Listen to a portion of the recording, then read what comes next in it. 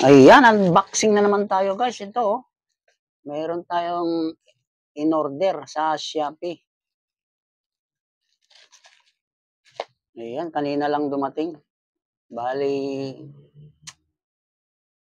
kailan ko lang in-order ito? 3 araw lang yata. So, ayan, bubuksan natin ito.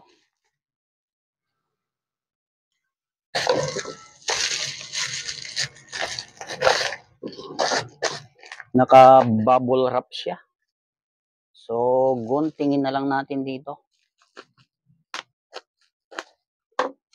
Galing sa Shopee. Ang halaga nito, 157. Wala na siyang charge. Delivery charge, wala na.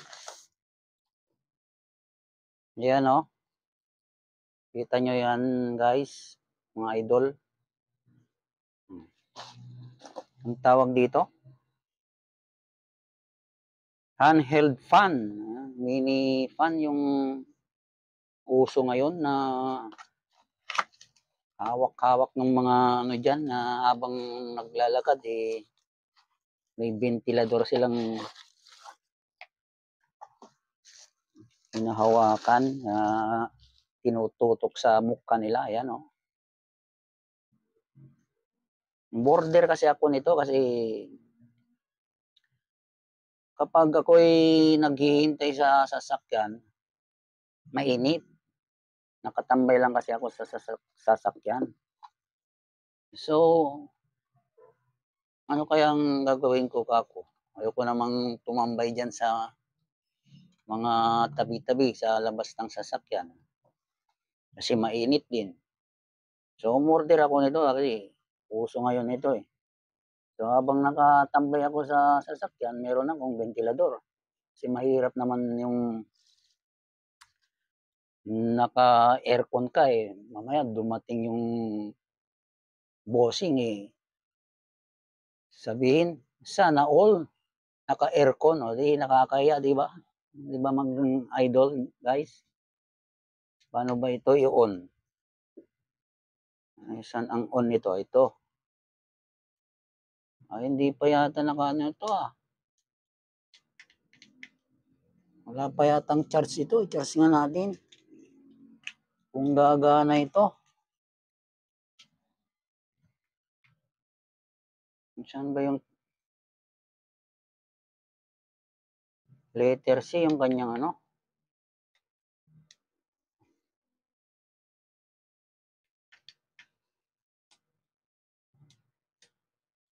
Wala siyang ano? Hindi naka-charge pa ito. So, i-charge muna natin. Ng mga ilang minuto, saka na natin subukan ulit.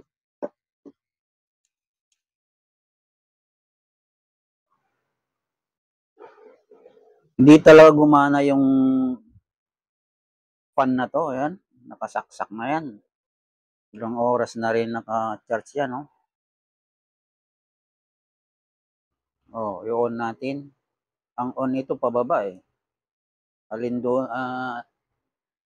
doon sa manual niya, pababa yung kanyang on. Yung patas na yan, yan ang kanyang off. Ayan, oh, ayaw talagang gumana. So, wala ring display dito. Oh. Ayaw. So, damage itong in-order natin sa Shopee. Sinat ko na yung ano, yung seller.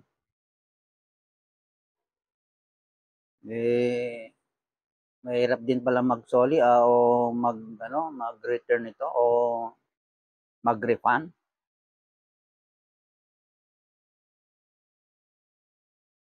So, ito yung experience ko dito sa Shopee. Meron din akong na-experience na iba yung na-deliver sa akin.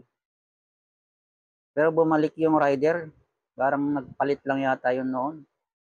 Nagkamali siya. O nagkamali yung seller ng nakapangalan doon.